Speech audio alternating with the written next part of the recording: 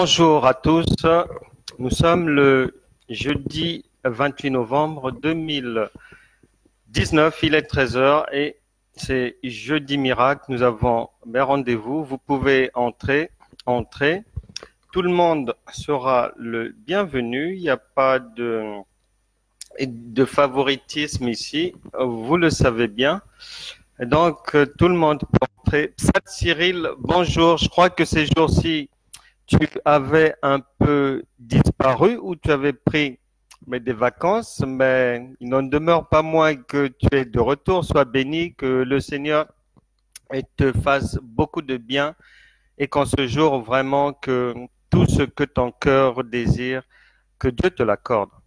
Et tel est mon souhait. Bonjour Didier, j'espère que tu vas bien, ainsi que tous les bien-aimés là-bas à Troyes. Sois béni. Nous gardons donc en prière les sujets autour desquels nous avons l'habitude d'échanger ensemble et puis nous savons que la main de l'Éternel n'est pas trop courte pour agir.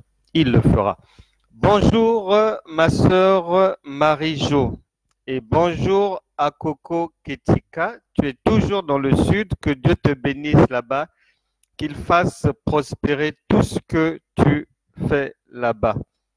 Bonjour à tous, bonjour à ceux qui vont nous rejoindre. Et avant qu'on ne commence, si tout un chacun peut partager, peut inviter. Bonjour Flore, sois bénie, je t'embrasse, ainsi que les enfants. Soyez tous bénis. Je disais que si on peut partager, inviter des frères, des sœurs, des amis à venir nous rejoindre, ce serait très très bien. Vous pouvez partager tout au long de ce partage, mais l'idéal c'est d'y penser dès le départ, c'est bien, mais bon, si vous n'y pensez pas, vous pouvez le faire après. Invitez les gens et Dieu vous bénira toujours et vous en sera reconnaissant. Alors aujourd'hui, nous avons un sujet toujours très très important parce que tout ce que nous abordons tous les jours, vous savez vous-même que ce sont des sujets essentiels avec une thématique de la foi qui est la charpente de la marche chrétienne. C'est la fondation même, la base de la marche chrétienne. Tout part de la foi et tout mène à la foi dans la marche chrétienne, dans la vie en Christ. La foi, c'est la racine de la marche chrétienne. Et aujourd'hui, on va aller parler toujours de la foi et dans l'un de ces aspects incontournables. Cet aspect-là, c'est l'objectif même de la foi. Et si quelqu'un est chrétien et qu'il n'expérimente pas cet objectif, qu'il ne passe pas par là dans différents domaines de sa vie, eh ben, il n'a qu'à s'asseoir et puis il n'a plus qu'à attendre l'enlèvement parce que il est complètement en marge de la vie de Christ. Aujourd'hui, on va voir la foi et la résurrection. La foi et la résurrection. La foi, tout le monde sait ce que c'est en réalité. La foi authentique, donc, c'est cette confiance inébranlable en Dieu qui, en son sein, est menée, est suivie, est entretenue par l'obéissance à Dieu et selon les principes de marche de Dieu. C'est cela qu'on appelle la foi parce qu'il faut cette foi-là pour résoudre plus facilement les problèmes de la vie qu'on peut tous rencontrer tous les jours et surtout avoir le secours de Dieu qui est déjà en vous par le Saint-Esprit. La résurrection, c'est une nouvelle naissance, c'est un nouveau cap, une nouvelle saison, c'est un renouveau. On était mort, mais on est ressuscité. On n'arrivait pas à mettre au monde et un jour donné, la main divine vient faire en sorte que on se retrouve à la maternité. On a mis du temps au chômage ou bien on ne travaillait que dans des domaines ou secteurs qui ne sont pas les vôtres ou bien que vous n'aimez pas forcément, mais un beau jour, Mais voilà, vous vous retrouvez dans votre domaine de prédilection et puis vous êtes épanoui professionnellement. La résurrection, c'est quelqu'un qui est dans le célibat et qui sort du célibat. Quelqu'un qui a connu le divorce et qui sort du divorce. Donc, la résurrection, physiquement, c'est la mort de quelqu'un. Le souffle de vie est parti et puis, après une prière, ça revient. Ça aussi, c'est la résurrection. Donc, la résurrection, au sens divin, couvre tout domaine de la vie humaine. Et c'est pour ça que Nathanaël, lorsqu'il va se retrouver face au Messie, face à notre Seigneur et Sauveur Jésus, Jésus lui dira que si quelqu'un ne naît de nouveau, il ne peut pas être avec nous. Il ne peut pas être dans notre royaume, il ne peut pas faire partie du royaume de Dieu, il ne peut pas bénéficier des promesses divines, il ne peut pas marcher par la foi, il ne peut pas avoir le secours de Dieu, il ne peut pas, il ne peut pas, il ne peut pas. Et Nathanaël, comme beaucoup de chrétiens aujourd'hui, lui qui croyait déjà, comme beaucoup de chrétiens, ne comprenait pas.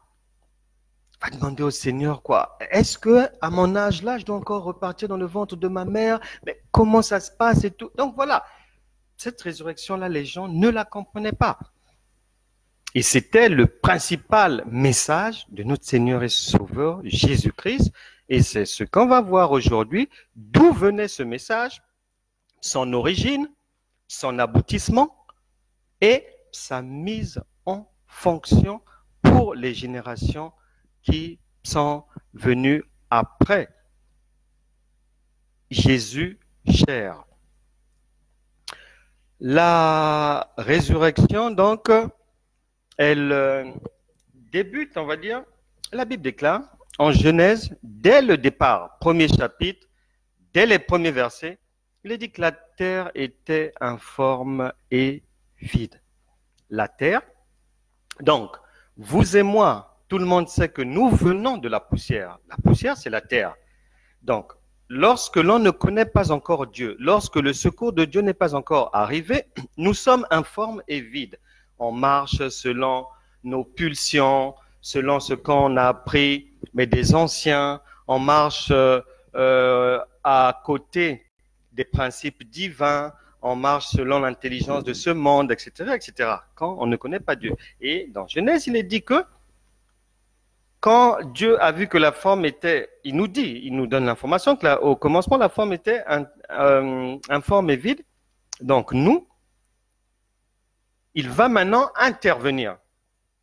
Il va intervenir parce que Dieu est d'abord amour. Et il ne nous a pas créés pour rien, il nous a créés pour des buts bien précis.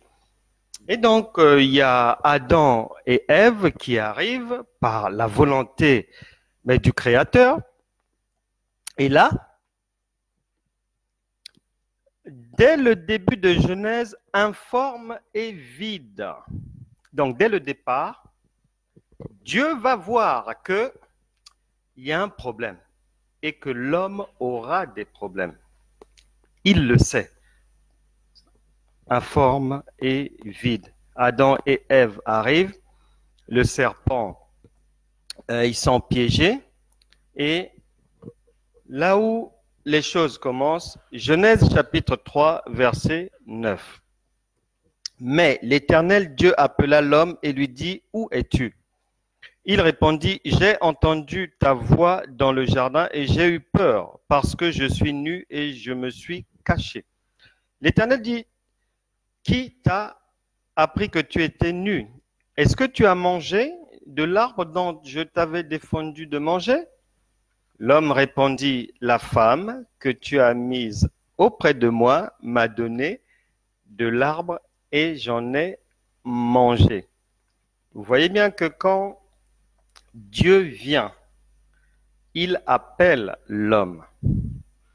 Verset 9, qu'on a lu, mais l'Éternel Dieu appela l'homme et lui dit. Donc, dès le départ, même là, on voit que c'est à l'homme que Dieu a donné la charge des responsabilités et c'est l'homme qui doit répondre au niveau du foyer, qui doit répondre sur les problèmes qui vont concerner le couple, puisque là, c'est Adam et Ève. Et aujourd'hui, on veut, les fondements sont bouleversés, puisque dans ce monde, on dit maintenant que l'homme et la femme, soi-disant, sont à égalité. Il y a plein d'expressions féministes, ceci, cela, alors qu'il y a une préséance là, c'est l'homme qui doit rendre compte selon la volonté de Dieu et que la femme vient en second puisqu'elle est une aide, mais importante. Donc l'homme va dire, la femme que tu as mise auprès de moi, donc elle m'a fait tomber, verset 13, et l'Éternel Dieu dit à la femme, pourquoi tu fais cela? La femme répondit, le serpent m'a séduite et j'en ai mangé. Voilà, à partir de là, Dieu le savait déjà, puisque au départ déjà nous sommes informes et vides. Il le savait. Et dans son amour pour nous, qu'est-ce que Dieu va faire? Et c'est là où vous devez, tous ceux qui croient en Dieu, doivent considérer la vie humaine comme un défi que Dieu nous tend. Et là, Dieu va imaginer, il va mettre en scène le sauvetage de l'homme qui a chuté, de l'homme qui a péché. Notre sauvetage à nous, peu importe les péchés, peu importe le passé, Dieu dans son amour va planifier, bien planifier les choses. Et il va faire des tests. Sur terre, une chose ne devient pas, une création n'est pas définitive tant qu'il n'y a pas eu de test. Et ça part de la pensée divine qui a entraîné Moïse dans le buisson ardent avant de l'envoyer. Il a entraîné Josué derrière Moïse avant de l'envoyer. Il a entraîné David à vaincre les ours, les lions, derrière les brebis de son père. Et ça n'a pas changé. Dieu fait toujours des tests. Même avant de vous confier une mission, avant de vous bénir, Dieu va vous tester pour voir s'il vous bénit. Qu'allez-vous faire avec cet argent? Vous allez vous faire voir à droite, à gauche? Vous allez vider le magasin Dior? Vous allez faire quoi? Est-ce que vous trouverez encore le sommeil s'il vous met 2 millions de dollars dans les mains? Il va d'abord vous tester avec 100 euros, 200 euros, 300 euros pour voir. Mais si déjà avec 5 533 euros, Dieu voit que vous finissez les bars de Paris, mais ça ne sert pas. Ça ne sert pas. Donc, il va planifier notre sauvetage. En quoi faisant? Le sauvetage, il va faire un essai à partir de Genèse chapitre 6 et les chapitres suivants avec Noé et sa famille et l'histoire du déluge.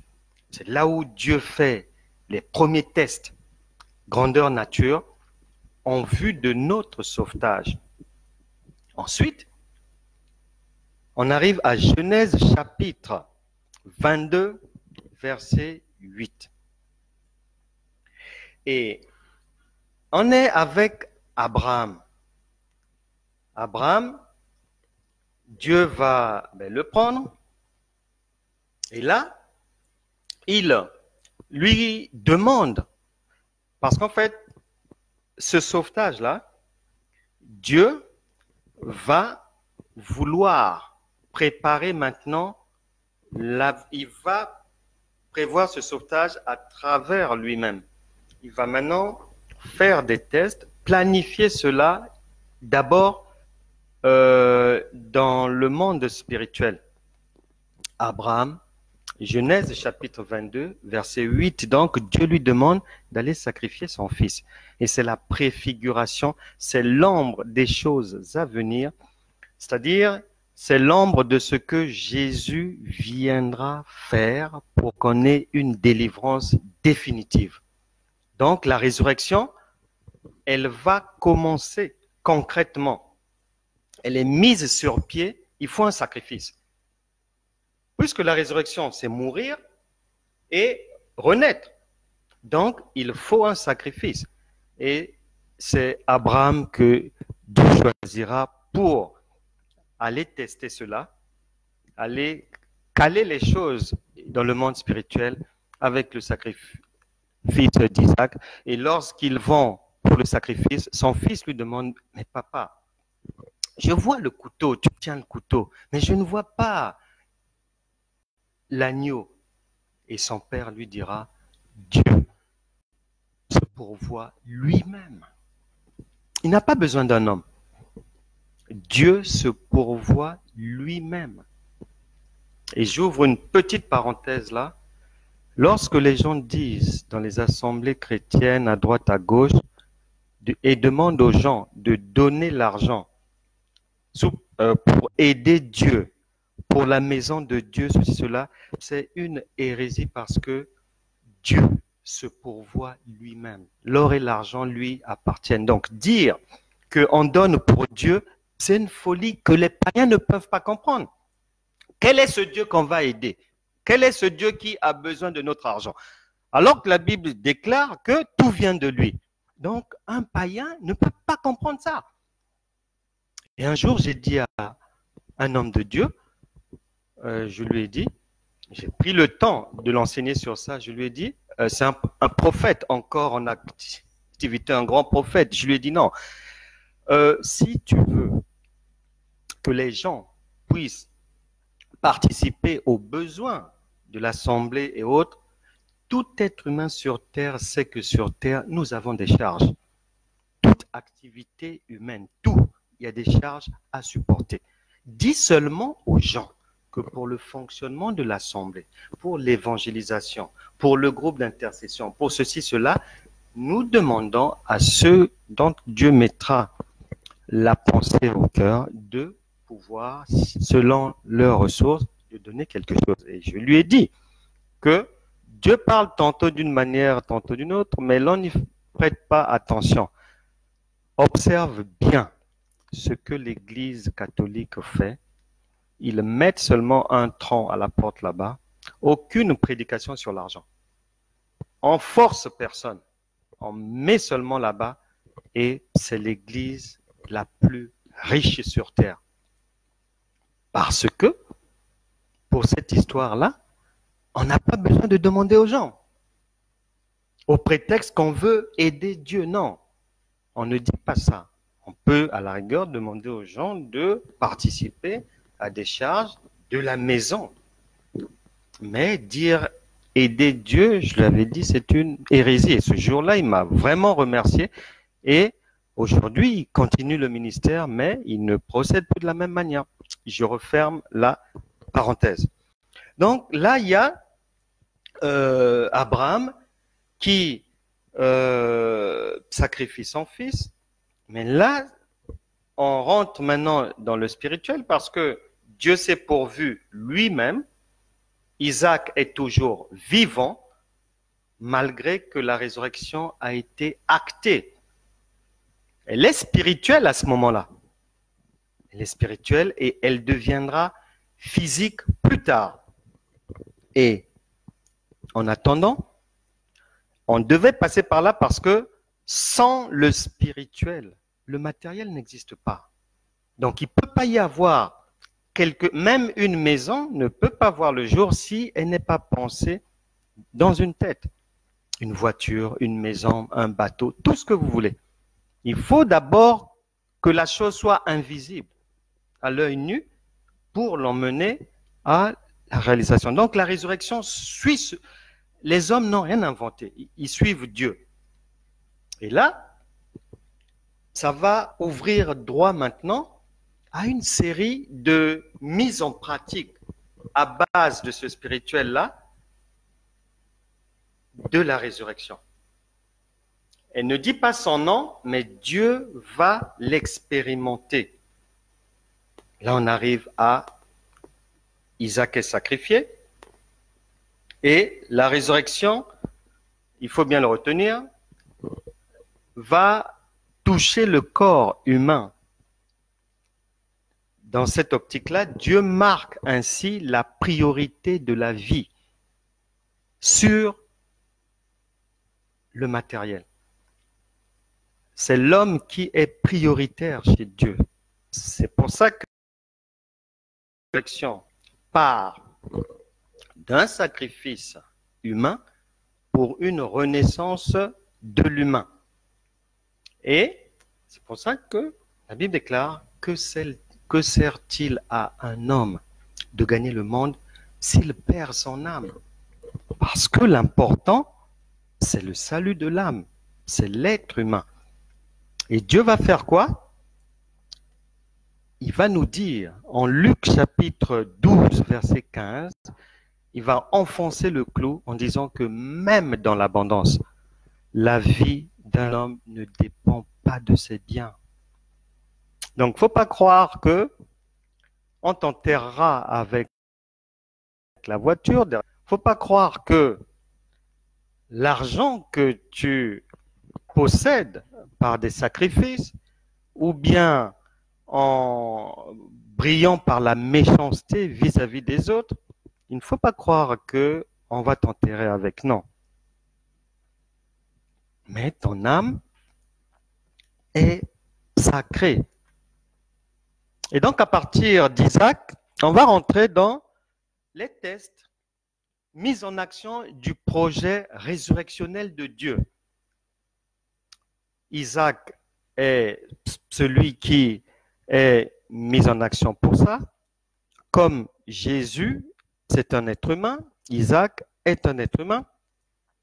Et la résurrection, pour Dieu, pour bien nous faire savoir que sa priorité, c'est l'être humain, à partir de la préfiguration d'Isaac, de son sacrifice, c'est à partir de là que la Bible, que Dieu va ouvrir la saison des miracles. Il n'y en avait pas avant. Le seul miracle qu'il y avait eu, c'était déjà celui de la venue au monde d'Isaac, qui devait après être sacrifié, en vue des choses à venir. Et donc, on voit le premier miracle, naissance d'Isaac, difficile. Abraham et Rebecca, je ne sais pas si vous traversez cette situation-là. Et là, à partir de là, priorité pour Dieu de l'être humain et les miracles qui vont être expérimentés vont toucher tous les domaines de la vie d'un être humain sur Terre. Mais en commençant par l'être humain lui-même. Naissance difficile d'Isaac. Il faut un miracle de Dieu. Il vient au monde. Jacob, avec Isaac et Rebecca pour leurs enfants.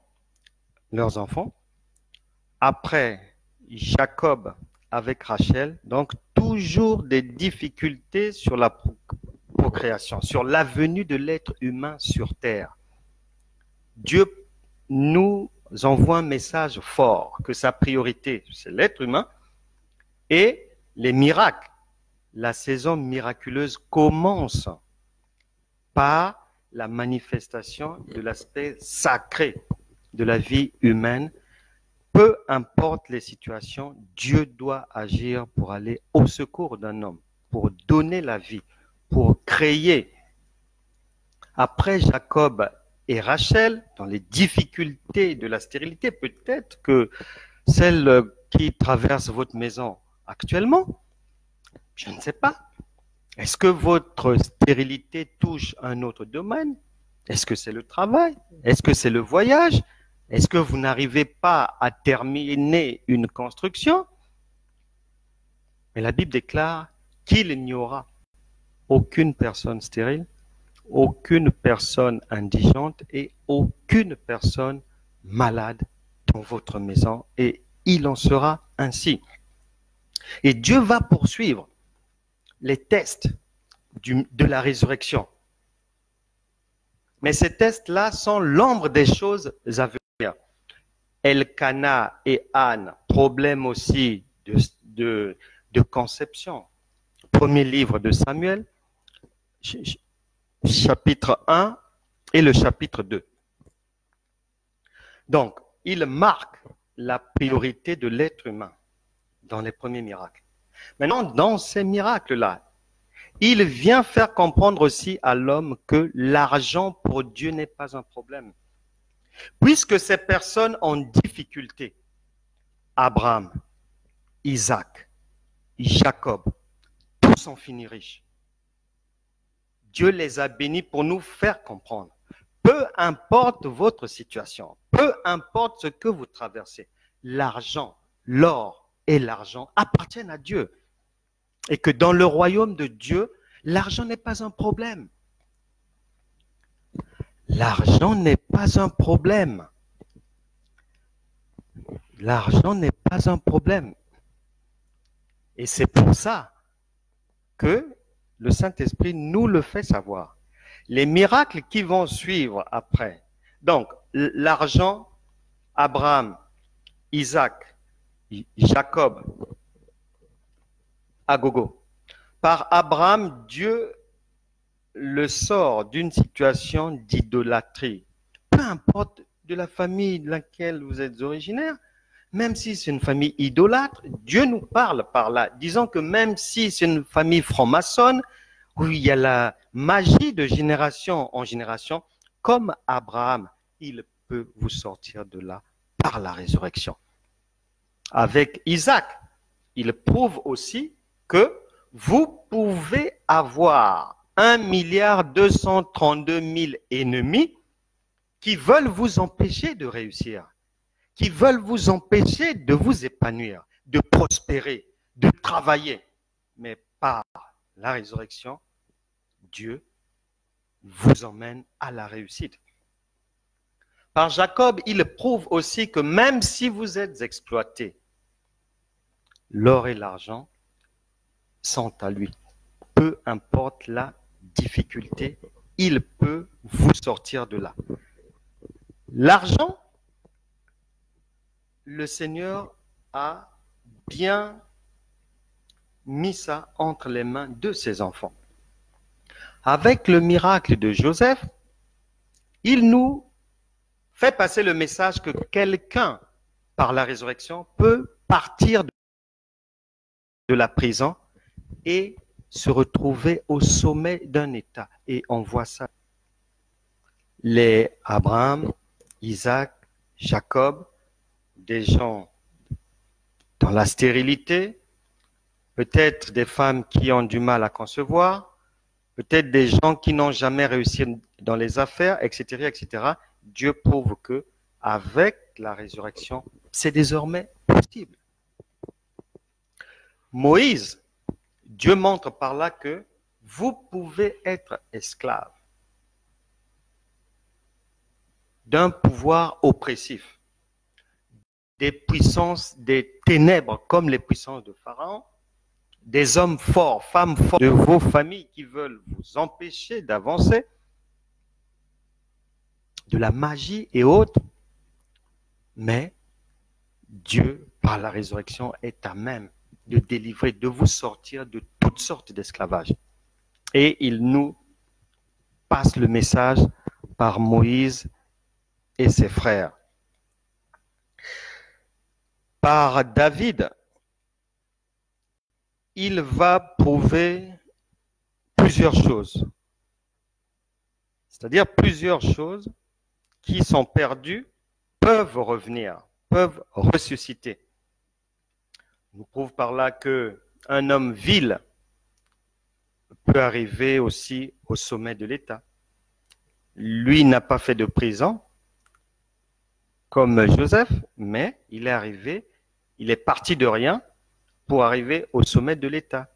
La résurrection le fait. Il prouve par là que quelqu'un qui a une conduite irréprochable, qui a toujours bien marché dans la société, peut réussir par la résurrection. Exemple, il a mené, avant d'arriver au pouvoir, on ne lui connaît pas des problèmes particuliers comportementaux avec les gens, des déviances et autres, non. Mais par David, Dieu nous prouve que la résurrection peut permettre, si Joseph était entre guillemets un saint, Dieu lui-même a dit à David qu'il était un homme de sang, pour dire par là que même un criminel peut ressusciter de sa cause perdue. Dieu peut l'élever et lui donner les honneurs qu'il faut et lui faire confiance. Parce que David était un homme de sang. D'ailleurs, Dieu n'a pas voulu qu'il puisse bâtir la maison de Dieu parce qu'il avait trop fait de guerre. Mais par la résurrection, même un guerrier, même un sanguinaire, nous le récupérons dans le royaume de Dieu. La résurrection par son fils Salomon nous montre quoi? Que si vous êtes dans l'impudicité, la fornication, les sodomies et autres, fellations, plus, que vous êtes tombé au plus bas. Mais Dieu prouve par là que par la résurrection, vous êtes récupérable. Et c'est pour ça que le roi Salomon a bien fini par sa repentance. Il a reconnu ses travers, lui qui était perdu. Et le Saint-Esprit va le charger de nous léguer des écrits vraiment formidables. Si vous êtes fils, fille d'une prostituée, mais la résurrection dit il n'y a pas de problème. Le miracle de Jephthé, qui était fils d'une prostituée, mais Dieu l'a honoré. D'ailleurs, son nom figure dans la liste des héros de la foi en Hébreux chapitre 11, à partir des versets 30 là-bas, vous le retrouverez là-bas parmi les gens qui ont fait honneur à Dieu malgré qu'il était fils de prostituée. Vous lirez cela dans le livre des Juges à partir du chapitre 11. Par le général Naaman, Dieu prouve que, parce que Naaman avait des problèmes, Dieu prouve que vous pouvez être un homme de sang, vous pouvez même être étranger et trouver le secours de Dieu même dans un autre pays. Trouver le secours de Dieu malgré votre balance péché très lourde. Parce que Naaman était otage de 7 principaux problèmes. Peut-être avait-il un problème de lien héréditaire et autres. Était-il menteur? On ne sait pas. Mais il avait 7 problèmes qui tiraient sa vie vers le bas. Je ne sais pas en ce qui vous concerne quels sont ces problèmes-là. Vous lirez pour Naaman, c'est dans le 2e livre des Rois, chapitre 5. La résurrection lui a permis de sortir de ces péchés-là. C'est pour ça que le prophète lui avait demandé d'aller se laver 7 fois pour que ces 7 difficultés puissent être effacées. Par le roi Ézéchias, la résurrection teste, nous prouve que vous pouvez être une autorité et tomber malade. Dieu peut vous venir en aide. Vous lirez cela dans le 2e livre des Rois, chapitre 20, et en Ésaïe, chapitre 38. Par le roi Josaphat, la résurrection nous montre que vous pouvez être assailli par les ennemis, encerclé. Vous pouvez être une autorité ou un homme d'en bas, mais la résurrection peut venir à votre secours. 2e livre de Chroniques, chapitre 20, versets 1 à 30. Les miracles tests vont se poursuivre et rentrer. Dieu va venir ajouter un élément à à la résurrection, il va à partir des prophètes Élie d'abord et Élisée, il va venir donner, il va insuffler une puissance de feu en double portion à partir d'Élie et Élisée qui ouvre une série de miracles incroyables. C'est là où la résurrection prouve que physiquement, il y a la résurrection des morts. Ils ont l'autorité, la résurrection nous donne l'autorité sur les éléments de la nature. Une maudite comme Jéricho peut être purifiée. On peut fermer le ciel. On peut faire beaucoup de choses par la résurrection. Daniel, ce que le Saint-Esprit va faire avec Daniel, il nous résume cela dans le livre des Actes des Apôtres, chapitre 5, verset 29, il est mieux d'obéir à Dieu qu'aux autorités. Et la résurrection est venue au secours de Daniel, Shadrach, Meshach et Abed-Nego. Dans Osée, la résurrection met en lumière le fait que quiconque invoquera le nom du Seigneur sera vraiment sauvé. Et elle est partout, cette résurrection. Il n'y a pas de foi. La foi n'existe pas sans la résurrection. Et la résurrection n'existe pas sans la foi. Ils sont imbriqués l'un dans l'autre. Ils se tiennent des siamois, obligatoirement. Des vrais siamois. Et viendra le moment de passer du brouillon au propre avec l'arrivée de notre Seigneur Jésus-Christ, lui qui va venir avec un message très simple. Disons que ce qui s'était passé du temps de Noé, le projet de salut de l'humanité, va maintenant rentrer dans sa phase finale. Il va venir accomplir la préfiguration du sacrifice d'Isaac. Isaac sera en réalité Jésus, Dieu lui-même, qui va venir se sacrifier pour nous, car avant, c'était l'ombre des choses à venir. Et tous les miracles d'avant, c'était un test pour que nous puissions rentrer dans le véritable après le sacrifice de Jésus lui-même. Et deux faits majeurs il y a trois choses par lesquelles Dieu va vraiment vouloir que notre attention se focalise lorsque Jésus arrive. Première chose, cette résurrection-là, planifiée depuis le livre de la Genèse et qui arrive à sa phase pratique d'accomplissement, elle est d'abord caractérisée par cet élément. Tous les évangélistes, Matthieu, Marc, Luc et Jean, vont faire état de la résurrection. Matthieu chapitre 28, Marc chapitre 16, Luc chapitre 24 et Jean chapitre 20. Et cette résurrection a deux éléments primordiaux. Un, ça commence au début de la naissance d'Isaac. Là, c'est la naissance de Jésus. Avec sa mère Marie, son père Joseph, on connaît l'histoire, Matthieu chapitre 1. Donc ça commence par une naissance d'abord.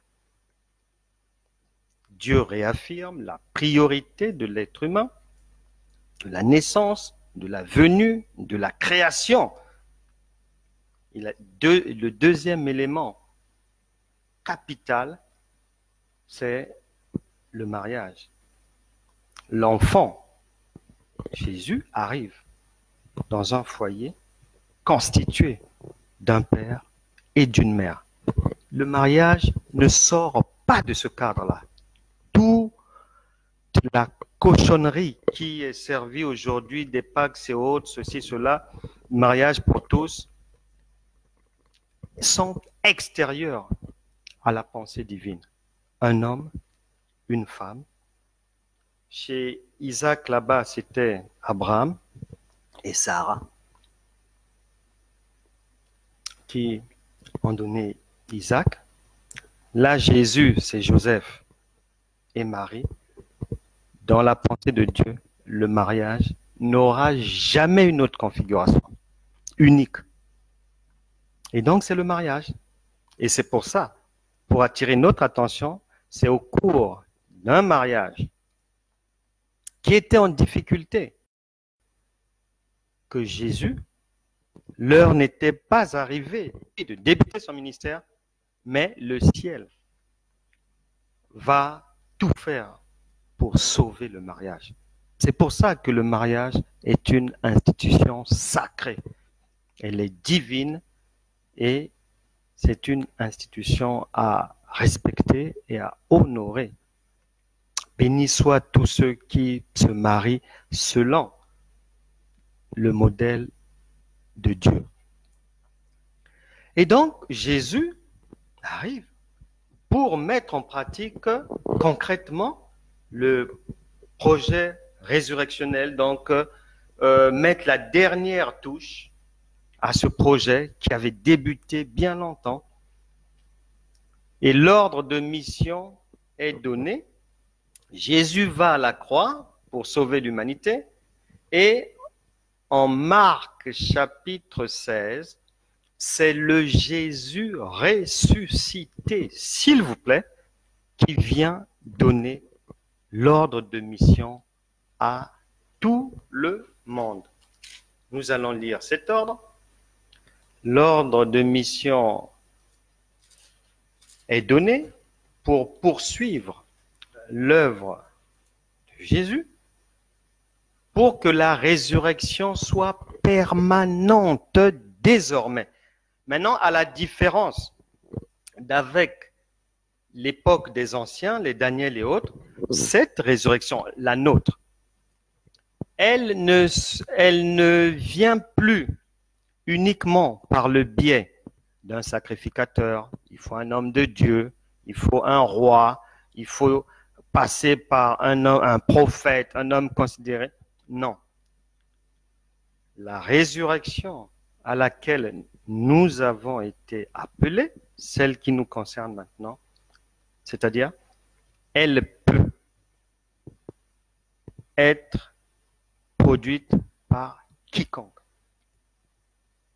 Tout le monde peut faire un miracle. Tout le monde peut sortir d'une difficulté quelconque. C'est libre maintenant. Quiconque invoquera le nom du Seigneur sera sauvé. On n'a pas besoin forcément de passer par un roi, un prophète, une prophétesse, une diaconesse, etc., etc. Non. Marc chapitre 16, verset 15. Puis il leur dit donc, le Jésus ressuscité. Là, il nous donne maintenant la feuille de route. Puisqu'il est maintenant en vous par le Saint-Esprit. Il donne maintenant la feuille de route sur ce que vous avez à faire. Chacun à son niveau, dans sa famille, sur son lieu de travail, dans la société, dans son assemblée. S'il est missionnaire dehors, ben dehors, là où il doit aller. S'il doit enseigner comme je le fais comme ça, qu'il enseigne, etc., etc. L'ordre de mission dit ceci, puis il leur dit, allez par tout le monde et prêchez la bonne nouvelle à toute la création. Celui qui croira et qui sera baptisé sera sauvé, mais celui qui ne croira pas sera condamné. Voici les miracles, ben voilà, qui accompagneront ceux qui auront cru. En mon nom, ils chasseront les démons. Ils parleront de nouvelles langues, ils saisiront des serpents, s'ils boivent quelques breuvages mortels, il ne leur fera point de mal. Ils imposeront les mains aux malades et les malades seront guéris. C'est simple. C'est cadeau, c'est donné, c'est la résurrection. Nous y avons droit. Vous n'avez rien à faire dans les liens. Vous n'avez rien à faire dans les malédictions. Vous n'avez rien à faire dans les échecs répétés, répétitifs. Vous n'avez rien à faire dans un célibat chronique. Non. Le Seigneur, après leur avoir parlé, fut enlevé au ciel et il s'assit à la droite de Dieu. Et ils s'en allèrent prêcher, comme vous devez le faire. Vous n'êtes pas venu, Dieu ne vous a pas envoyé sur terre pour vous pavaner, pour faire du bruit ou pour être inutile. Inutile dans votre quartier, inutile dans la famille, inutile dans votre ville. Non, c'est pas pour ça. Et ils s'en allèrent prêcher partout. Le Seigneur travaillait avec eux et confirmait la parole par les miracles qui l'accompagnaient. Voilà la feuille de route que nous a donnée, que nous a léguée en héritage Jésus, qui est maintenant en vous par le Saint-Esprit, afin de poursuivre son œuvre résurrectionnelle. Et par rapport à cette feuille de route, où en êtes-vous? Dire que vous avez la foi sans marcher dans la résurrection, c'est zéro, ça ne sert à rien. Vous vous trompez vous-même. Vous vous trompez vous-même. Lorsque nous avons reçu cette feuille de route, s'ouvrent les actes des apôtres, c'est-à-dire la mise en pratique de l'arrivée maintenant. Avant, elle était embryonnaire avec les Élie, les Élisée, même si elle avait déjà produit vraiment beaucoup de fruits, beaucoup de miracles. Là maintenant, la résurrection, soutenue par le Saint-Esprit, l'Esprit de vie, commence immédiatement par le livre des Actes des Apôtres. Miracle sur miracle, miracle sur miracle. Pierre chez Corneille. Vous connaissez les miracles qui ont eu lieu à Lystre, à Lycaonie. Toute la ville du Saran s'est convertie. Aîné, le paralytique, a marché. Tabitha Dorcas, ressuscité par Pierre. Acte chapitre 20, le petit Eutychus tombe du 3e étage, ressuscité par l'apôtre Paul. Vous connaissez les miracles multiples, au point que un jour, les barbares ont cru que Paul était un dieu. Et malgré les oppositions, la résurrection a permis aux apôtres d'être reconnus comme étant des gens qui ont versé le monde. Où en êtes-vous avec le pouvoir résurrectionnel qui est en vous aujourd'hui? Parce que la chrétienté, il y a une feuille de route. Il faut Dieu. Dieu n'est pas un Dieu des loisirs, non. Dieu est un Dieu du résultat. On ne vous a pas donné. Lorsque vous étiez en train de prier, de recevoir, demander à Dieu de recevoir le Saint-Esprit ou de parler en langue et tout, vous ne saviez pas que tout ça là, il y a une attente derrière. Et si vous ne produisez pas du fruit, Jésus a dit que tout figuier qui ne produira rien, on coupe, on brûle. Et que celui qui a, on ajoutera. Mais celui qui n'a pas, même le peu là, on enlèvera. Donc, une saison de miracles s'ouvre. Et lorsque le chapitre des Actes des Apôtres se termine, et Dieu n'est pas bête, il a chargé Matthieu de nous relater intégralement la venue de Jésus, parce que il fallait un juif pour s'adresser aux juifs. Matthieu va le faire. Il va charger Jean, apôtre de l'amour, de décortiquer, d'exposer le cœur de Dieu au sujet du problème du mariage. Jean chapitre 2, versets 1 à 11. Et il va venir, le Saint-Esprit, après le chapelet des miracles résurrectionnels de Actes des Apôtres, il va charger les apôtres, Pierre, Jacques, Paul, d'aller le mécanisme de la résurrection. Et c'est dans cette feuille de route, c'est l'apôtre Paul qui va avoir la charge la plus lourde, puisqu'il avait reçu de Dieu les explications du mystère de Dieu. C'est lui qui va exposer, il va résumer de Genèse chapitre 1 à Romains. À la fin de Actes des Apôtres, il commence par l'épître aux Romains à nous expliquer ce que c'est que la résurrection. Et l'apôtre Jean va venir parler de la résurrection en nous ouvrant la fenêtre sur le futur résurrectionnel. Voilà. Je viens en peu de temps de résumer, de faire simple, pour que chacun de nous comprenne le but pour lequel nous sommes ici. Et qu'il n'existe pas une chrétienté sans miracle. Ça n'existe pas. De Genèse à l'Apocalypse, c'est une histoire de résurrection. Quelqu'un est mort, il doit ressusciter. Quelqu'une ne met pas au monde, elle doit, si elle devient parmi les gens de la maison de Dieu. Elle doit, c'est un droit. La résurrection, elle est déjà acquise. C'est un droit.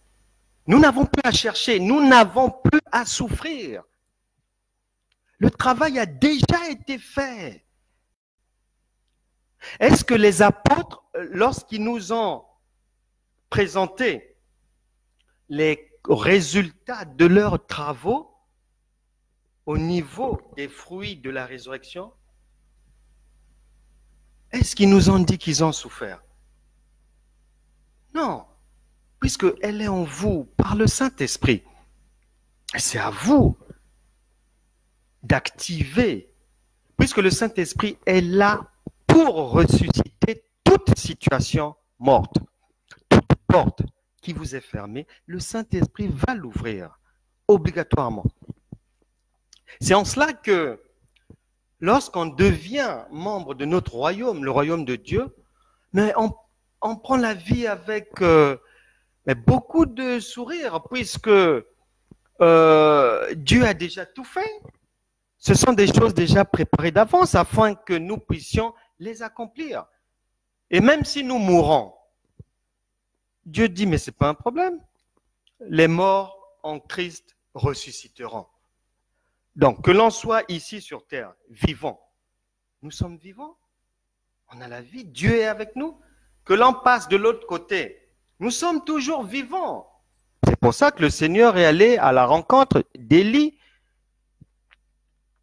Moïse, lors de la transfiguration, pour nous faire passer le message que les morts en Christ ne meurent jamais. Voilà, parmi les bénéfices de la résurrection. elle doit être mise en marche aujourd'hui. Si vous n'avez pas encore activé le miraculeux en vous, qui est disponible aujourd'hui, ça doit commencer. Et pour terminer, il s'appelle Georges El-Khoury. Il est né au Liban. C'est une personne qui a fait fortune en créant plusieurs banques. Il est devenu au fur et à mesure du temps propriétaire de médias. Actuellement, depuis un bon nombre d'années, depuis qu'il avait rejoint le royaume de Dieu, la maison des gens de la maison de Dieu, il est devenu un évangéliste, mais il a gardé la main en tant qu'homme d'affaires. El-Khoury est né donc au Liban et à l'âge de 13 ans, il est obligé d'abandonner les études parce qu'il est issu d'une famille pauvre. Donc, il se bat avec la vie comme peut-être vous le faites aujourd'hui, comme beaucoup de gens le font. El-Khoury va se battre, il devient riche, il passe par Paris où il crée une banque, entre autres, mais il va réellement prospérer à Londres, à la City. Il devient très, très, très, très riche. Et à ce moment-là, il mène grand train de vie, comme Salomon. Il y a un divorce qui passe par là. Et pendant plusieurs années, El-Khoury va faire la fiesta avec son argent à travers le monde, dans les palaces. Mais il avait un problème. Malgré son argent, il avait un problème. C'est pour ça que le Saint-Esprit nous a avertis que même dans l'abondance, la vie d'un homme ne dépend pas de ses biens. Et aujourd'hui, si tu entends la voix du Saint-Esprit et que tu n'as pas encore donné ta vie à Jésus-Christ, peu importe ta fortune, peu importe ta position sociale, la Bible dit, aujourd'hui, si vous entendez sa voix, n'endurcissez pas votre cœur. C'est le moment de vous repentir, de donner votre vie, de l'offrir à Jésus-Christ, qui va en retour vous donner les pleins pouvoirs pour ressusciter, pour que tout ce que vous aviez perdu vous soit redonné par le royaume de Dieu. Et El-Khoury, donc, n'était pas... Il avait un mal-être. Les années passent, il sombre dans les passions charnelles, allant de femme en femme, mais il n'était pas heureux. Et il va connaître quand même des moments difficiles malgré l'argent. Et il va un jour étant face à une situation vraiment difficile qui allait mettre en péril sa carrière et sa réputation, il va donner sa vie, ouvrir son cœur à Jésus-Christ. Et je vous invite aussi, si vous ne l'avez pas encore fait, ou si vous jugez que actuellement vous êtes un peu en froid avec Dieu ou que vous étiez tombé, on vient de voir ensemble que la résurrection, c'est pour tout le monde. Peu importe les péchés, les David ont été des sanguinaires. On a essayé de balayer ensemble un certain nombre d'éléments attestant que Dieu, peu importe la situation, nous a le pouvoir par le Saint-Esprit de rebondir, de renaître, de redorer notre blason, d'aller de l'avant, de gagner, de nous épanouir, de réussir, de marcher dans le succès. El-Khoury donc va donner sa vie à Jésus-Christ et il va commencer sa marche chrétienne. Il va se spécialiser dans l'évangélisation médiatique, rendant ministère à travers le monde. Et comme la résurrection est le pain des enfants de Dieu, est notre pain, Georges El-Khoury, j'avais lu sa biographie et son histoire. J'avais lu en 2010 son livre Le banquier de Dieu, que je vous recommande. On le trouve partout. Le banquier de Dieu, c'est son livre. Georges El-Khoury s'est remarié, étant devenu enfant de Dieu.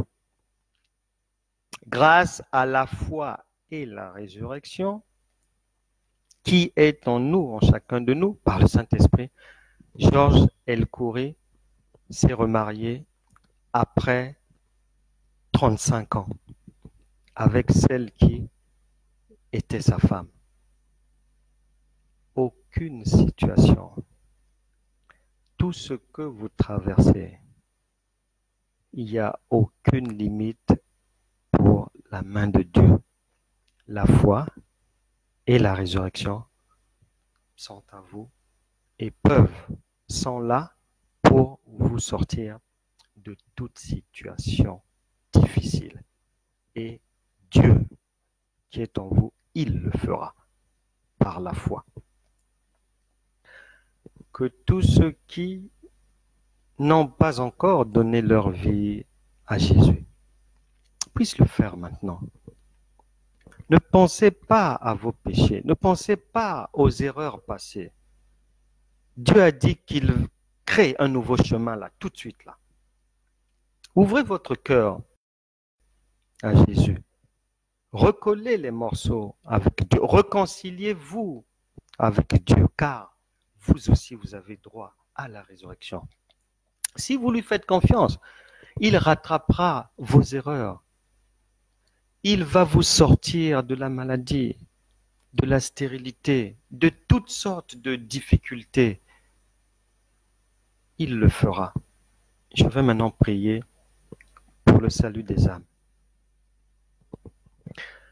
Seigneur, nous venons à toi avec tous un cœur repentant. Tu es juste et bon pour non seulement nous écouter, mais nous accorder ton pardon. Seigneur, pardonne nos offenses commises en parole, en acte, en écrit, en geste, en regard et en toucher. Aie pitié de nous, lave-nous par ton sang, éloigne-nous du diable et de ses démons, viens à notre secours, demeure dans nos cœurs, manifeste ta grandeur, que ton soleil illumine désormais nos vies et que plus rien ne soit comme avant dans nos vies. Et il en sera ainsi. Au nom de Jésus. Amen. Amen. Amen. C'était la foi et la résurrection. Je vous embrasse tous. Rendez-vous demain à 13h.